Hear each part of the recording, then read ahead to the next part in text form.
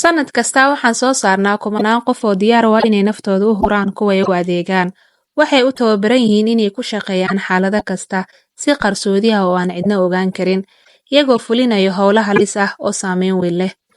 Waxaana loo yaqaanaa aamusnaanta iyo go'aanka adag, waana astaamaha naga dhiga kuwa aan la fahmi karin. Halka aan ka howlgalno waa sir, habkaan u shaqeyno waa sir. Waxaa jirta hal xaqiiqo oo aan leenahay, markaan go'aansano cidna kama hor imaan karto qorshaha aan dejinay. Kuwa isku dayaya inay wax naga soo ogaadaan waxay la kulmaan shaki iyo jahwareer, waxaana si taxadar leh u ilaalinaa tallaabo kasta oo aan qaadayno. Mana jiro qof ogaan kara waxa xiga ee aan qorsheynayno. Qof inaga mid ah haddii sirtiisa la ogaado, waxa uu waayaa noloshiisa, isaga oo aan la ogeyn waxa uu sababsaday iyo cidda u dhamaysayba. Markaan u dhaqaaqayna howl, waxaan u dhaqannaa sidii dabeyl aan la arki karin, laakiin aan laga baxsan karin. Ma jiro qof naga hor istaagi kara, waayo qorshaheena waa mid xisaabsan oo aan ku dhisnayn wax qalad ah. Wax kasta oo aan samayno waxaa ka dambeeya aragti fog iyo ujeedo cad oo aan cid kale waxba ka fahmi karin.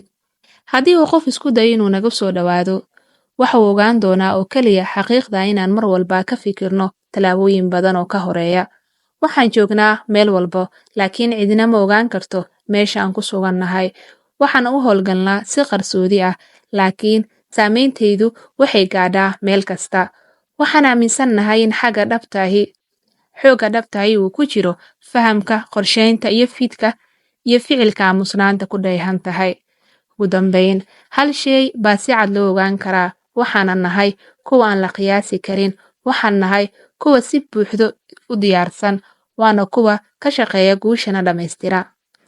Lama oga waxaan qabanayno, laakiin saameyntayadu waxay had iyo jeer soo muuqataa marka loo baahdo.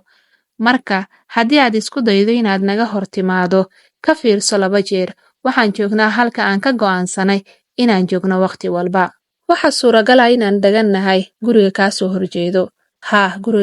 horjeedo ama dabaqa kaa sareeyo, oo aan halkaa ku qabano tababarka aan ku soo tababarayno kuwa aan kuu soo dirayno. Waa suurtagal inaan dhulkaba joogin, haddaba xageen joognaa markaas isweydii. Suurtagal maahan inay qof bini'aadan ah ogaato.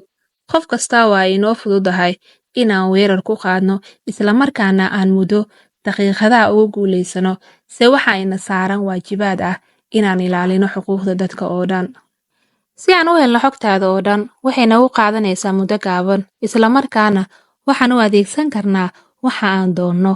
Yacni sirahaaga iyo waxyaabaha kuu qarsoon ee aad furasireedyadaada ku xiratay, waxaan ku heli karnaa daqiiqad qura oo aan ku howlno oo keliya.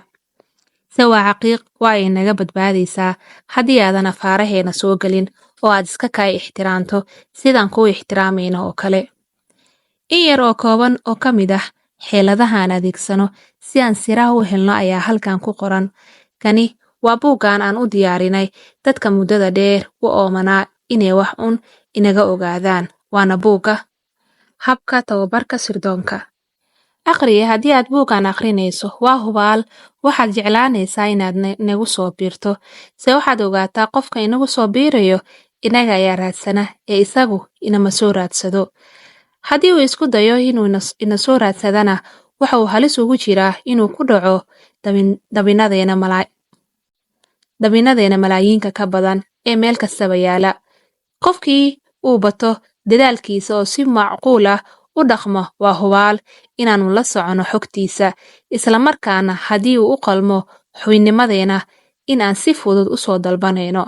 Se marna ma ogaan karo inaan xogtiisa la socono iyo in kale asiga. Waayo tallaabo kasta oo aan qaadayno waa mid gaar ah oo aan xitaa la fahmaynin sababta loo qaadayo.